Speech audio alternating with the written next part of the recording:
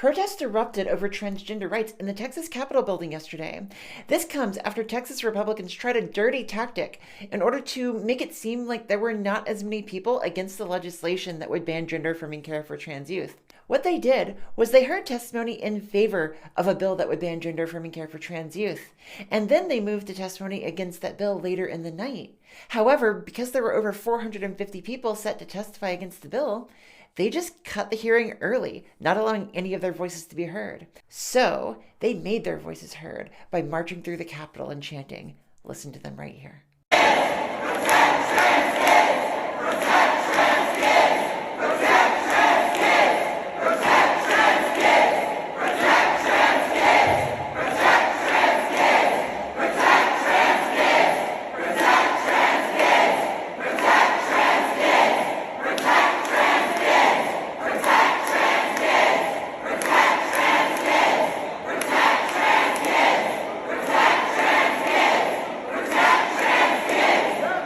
Care if it's inconvenient to listen to 450 pieces of testimony. This bill drew out that many people for a reason. We should not ban gender-affirming care for trans youth. And I just want to show mad props to all of the Texas activists who showed up. Good job. If this law passes on April 1st, public drag will now be criminalized. Is this true? I live in Tennessee. I'm a Tennessean. I have questions. I just looked up the bill, Tennessee Senate Bill 3, SB 3, and I read it. And before I read it, I just thought maybe they were trying to say, it's illegal for a performer to have a overtly sexual show, like a striptease or a hardcore burlesque show, in a place where children are present. On some level, that made sense to me.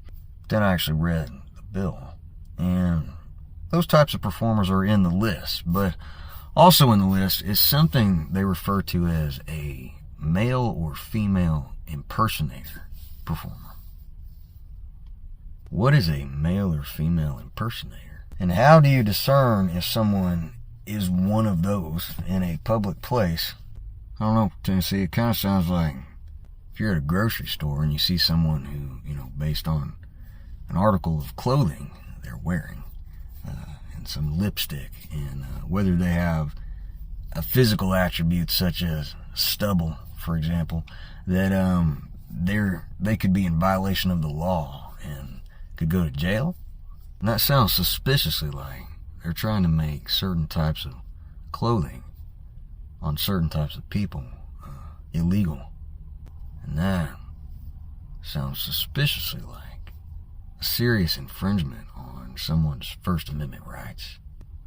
I don't like that. I'm a big fan of the First Amendment. Actually, pretty much everybody I've ever met is a big fan of the First Amendment. So yeah, after actually reading the bill, it sounds like they intend to come for drag performers. Or they could. Sorry, I just got one more question. What is drag?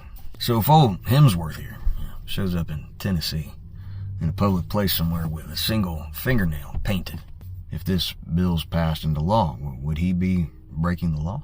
All right, Halloween, what if I dress like this for Halloween? Because that's a skirt. How about this one? What about Harry? If this became law and he performed in this state, would he be arrested? I met my first ever drag queen in Austin, Texas when I was a kid. There was a Halloween parade downtown, and there was a drag queen in the parade. And I've never actually known what pronouns to use for drag queens, so I'm just going to use them. And this drag queen, I remember when we saw them, they were ripped, 6'4", big muscles, face full of makeup, wig, 6-inch heels, sparkly dress. And we were laughing at them, not in a nice way. They came over to us and they said, real nice, they said, y'all look great in your Halloween costumes. I hope y'all have a good night. And we were kind of taken aback by them coming over to talk to us, and just kind of said, well, yeah, you look pretty wild yourself. And they weren't fazed at all. They said, thanks. I sure am having a great time, and I feel beautiful. And they did a little twirl, and then they handed us candy, big handful of Tootsie Rolls and sugar daddies. That's kind of funny, actually. And we weren't laughing at them anymore after that. We kind of sobered up a little and said, well, I'm glad you're having a good time. Could we get a picture with you? And I don't know where this picture is. It's on one of my friend's phones from 18 years ago, so I don't have the picture. I'm sorry. But the drag queen leaned over, grabbed us in a big bear hug, took a group photo with us. They said their name was Crystal Rain. Sorry about the noise. I got the street sweeper out anyway. And then Crystal Rain waltzed off and rejoined the parade. I never forgot that memory. And when I read about all this stuff going on with the anti-drag bills, it kind of brought that memory up again. And now, as an adult, thinking back, there was nothing about that drag queen that was sexual or creepy in any way. And honest to God, they were kind of wearing the same type of clothes Dolly Parton wears, when she performs. Wig, glitter, tassels. And they were just nice to us. They were just playful and happy. The only people in the scenario that were putting sexualization onto that drag queen was us. Because we decided to treat them like they were creepy because they had an Adam's apple and were wearing lipstick. And we had issues with it. But not for any reason other than the arbitrary bullshit that we were raised with that now I deeply regret. Crystal Rain stayed with me, and I hope that wherever they are happy and still wearing those 6-inch heels and spreading all the joy that they were at that Halloween parade.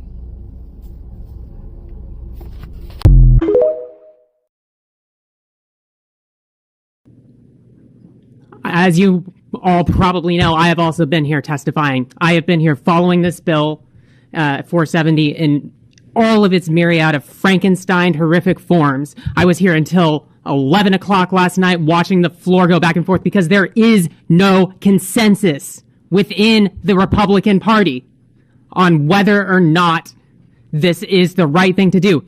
I can tell you, based on the consensus of the entire scientific and medical community, what you are doing is wrong. You have heard from detransitioners who have experienced horrible things. I'm not going to deny that. You have not heard from a single Kentucky detransitioner. Except for right now. I detransitioned when I was 18 years old because I was ashamed. I was scared. And I believed that I was going to be on the receiving end of violence from those around me. And it is terrifying now to think that kids like me are going to be sitting and receiving violence from their government. I did not detransition because I am not a woman. Clearly, I've been able to successfully retransition. And guess what? After I detransitioned, I attempted suicide. These aren't statistics. These are people, and I am a person sitting before you. I have been in many of your offices, and you have told me personally, this bill goes too far.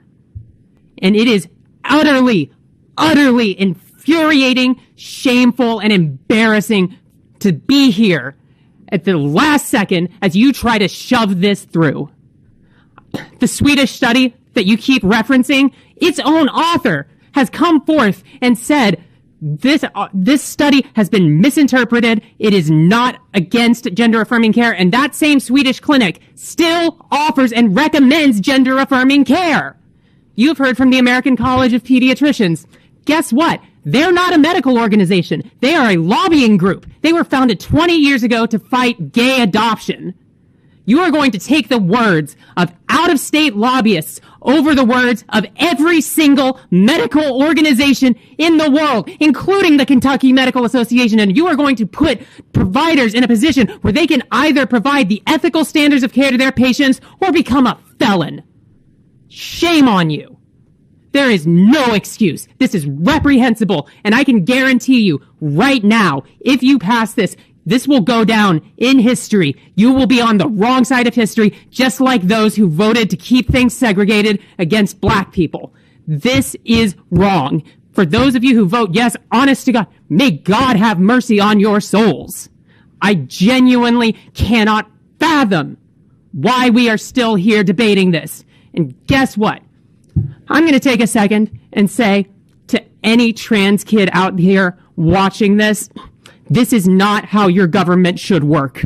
This is not how your government does work. There are people here every day fighting for you to be seen as you are, to be respected, to be loved, and to have a place in this Commonwealth. And this Commonwealth belongs to you too. And for the love of God, I know one day I will see you sitting up here instead of these people.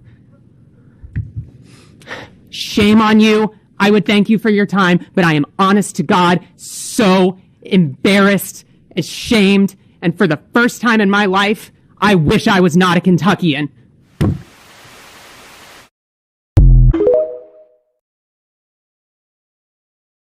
Senator, kids are going to kill themselves because of this law.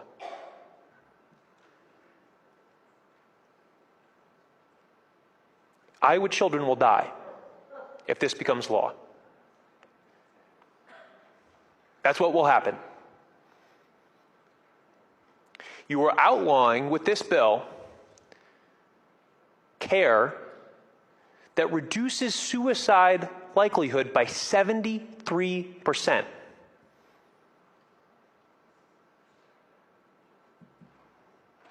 If you had a drug that you could give kids that would reduce suicide likelihood by 73% in a pill, you would say it was a miracle drug.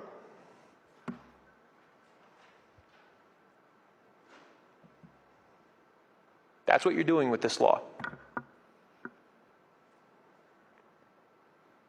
And you're targeting it at a group where over 40% have suicidal ideation at some point in their life because of the ostracization that they feel from their family and their community. That's what this bill is going to do. Once I make my move, you're free to check the king.